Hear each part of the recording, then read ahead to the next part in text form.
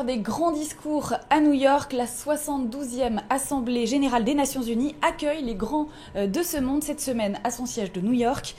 Et Donald Trump a déjà annoncé sa volonté de réformer le paquebot onusien. Arnaud de Lagrange, directeur adjoint de la rédaction chargée des relations internationales au Figaro, nous rejoint dans la newsroom. Bonjour Arnaud. Bonjour. Merci d'être avec nous pour nous aider à décrypter l'événement. Alors, on sait que Trump n'a jamais eu apparemment une sympathie particulière pour cette organisation, ce machin, pour reprendre un mot connu. Il a même dit c'est un club pour papoter et prendre du bon temps. Bref, il le méprise plutôt.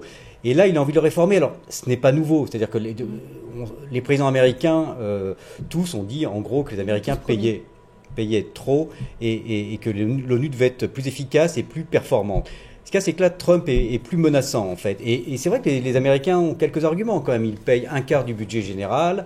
Ils payent, je crois, 28% à peu près du budget des opérations de maintien de la paix, 40% du budget du HR. Donc, c'est très important. Et si jamais ils coupent en partie les vivres, eh ben, des organisations comme le HR peuvent devenir assez rapidement inopérantes. Alors, ce qu'il y a, c'est que Trump, évidemment, force un peu la main de ses pairs. Le secrétaire général de l'ONU, qui lui d'ailleurs veut réformer aussi l'ONU, est obligé de suivre. Les Français étaient moyennement contents parce qu'ils n'ont pas été tellement consultés cet été sur cette réforme, alors que par contre les Britanniques ou les Allemands l'ont été.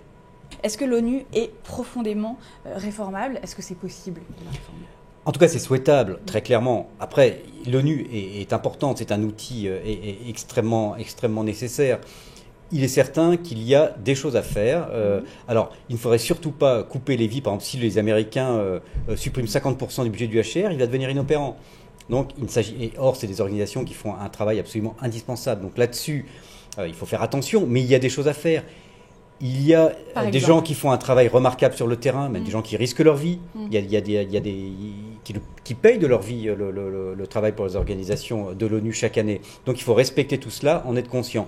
Mais il y a aussi beaucoup de doublons. C'est aussi un fromage, excusez-moi ce mot un petit peu vulgaire, mais pour un certain nombre de gens, on sait très bien quand même qu'il y a beaucoup d'organisations de lourdeur et des gens qui ont des salaires absolument incroyables, pas forcément à des postes essentiels. Le secrétaire général de l'ONU, encore une fois, en est conscient. Il veut réduire, par exemple, il a des pistes d'économie, réduire de 15%, je crois, les dépenses liées au parc aérien de l'ONU, parce que ça se fait peut-être de manière un peu désordonnée. Il veut réduire les doublons, introduire un peu plus une obligation de résultat. Donc très clairement, il y a des choses à faire. Il faut juste les faire de manière intelligente et sans non plus vilipender trop cette organisation qui fait des choses remarquables par ailleurs. Alors sur le plan purement politique, c'est l'occasion pour les dirigeants d'exprimer leur stratégie. Quelle est la particularité de celle de Trump à laquelle on peut s'attendre? Alors déjà, il y a une chose étonnante, c'est ça qui va être intéressant, c'est de voir tout à coup Trump à la tribune des Nations Unies. C'est un peu le mécréant qui monte en chair à l'église, parce que c'est quand même le pourfendeur du multilatéralisme. Lui, ce qu'il aime, c'est le bilatéral, la négociation, l'Amérique d'abord. Et quand on parle avec des partenaires, c'est les yeux dans les yeux. On fait de la négociation, du troc, éventuellement on joue de l'invective, de la menace. Mais il n'est pas tellement dans le rite communautaire, Donald Trump. Après, sa vision et sa doctrine, en fait, on attend toujours de la connaître. Et à mon avis, on l'attendra longtemps. Et sans doute, on ne la verra jamais.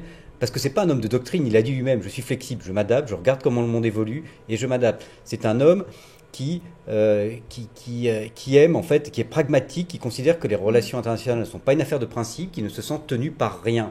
Donc, c'est vrai que ça crée d'ailleurs du coup une grande incertitude dans le monde, parce qu'on ne sait pas, on a pourtant encore la superpuissance américaine, on ne sait pas exactement où elle va, on ne connaît pas la direction. Bon, en même temps, on constate depuis quelques mois que finalement, il avait prévu le grand chamboulement et qu'il n'est pas arrivé. C'est-à-dire qu'il y a eu d'ailleurs des signaux contraires, que ce soit sur la Russie, sur la Chine, pas mal de dossiers.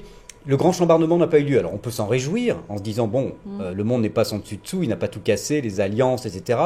On peut aussi le déplorer d'une certaine manière, parce qu'on ne peut pas dire que l'ordre international soit parfait. Et pour le moment, rien n'a vraiment beaucoup bougé. Donc pour vous, on ne s'attend pas à des grandes mesures. Il ne va pas annoncer des choses absolument révolutionnaires. On peut être surpris, parce que cet homme est assez imprévisible. Mais normalement, il va dire des choses, certainement. Il va expliquer que, j'imagine... Il va se positionner. J'imagine que l'Amérique est toujours la superpuissance, mais que son engagement n'est pas tous azimuts et n'est pas inconditionnel, que les autres doivent faire des efforts. On peut aussi avoir des bonnes surprises. Est-ce que sur l'accord de Paris, il est capable de dire, non pas qu'il le rejoint à nouveau tout de suite, mais dire des choses quand même un petit peu positives? on est à l'abri de rien avec Donald Trump. Emmanuel Macron est très attendu lui aussi sur la question, c'est sa première apparition. Quels sont les enjeux pour lui d'après vous? On peut penser qu'il va y avoir justement un contraste assez saisissant entre le discours de Trump et celui de Macron. Ça va peut-être d'ailleurs agacer le président américain. Mais c'est vrai que le président français, lui, a du champ à partir du moment où le système est moins rigide, puisque finalement Trump s'en échappe. Il peut remercier Trump d'une certaine manière, parce qu'il a donné un petit coup de pied dans le système. Avant, les choses étaient plus convenues, plus corsetées, plus rigides. Trump a introduit beaucoup d'incertitudes, en fait, avec quand même ses mots et ses actions un petit peu erratiques. On ne sait pas trop où il va. Donc cette incertitude, ce flou, permet à d'autres partenaires de s'affirmer, de pousser des choses, d'essayer des choses nouvelles. Et on sait qu'Emmanuel Macron, notamment, sa philosophie générale est de réconcilier un peu la morale en matière de relations internationales et le réalisme. Il veut une approche plus réaliste, il ne veut pas dire cynique pour autant, mais il veut parler avec tout le monde. Il est plus pragmatique, par exemple, typiquement avec la Russie. C'est pour ça qu'il a parlé avec Poutine, avec Trump aussi, sur le climat.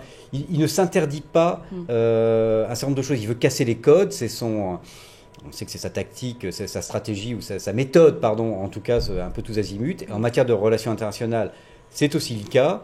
Et c'est pour ça qu'en fait, je pense que le discours du président français sera assez scruté par l'ensemble du monde mardi à New York. Merci beaucoup Arnaud, un rendez-vous diplomatique qu'on va suivre de près toute la semaine au Figaro. Merci pour ces précisions Arnaud de Lagrange, à très bientôt pour un nouveau Focus.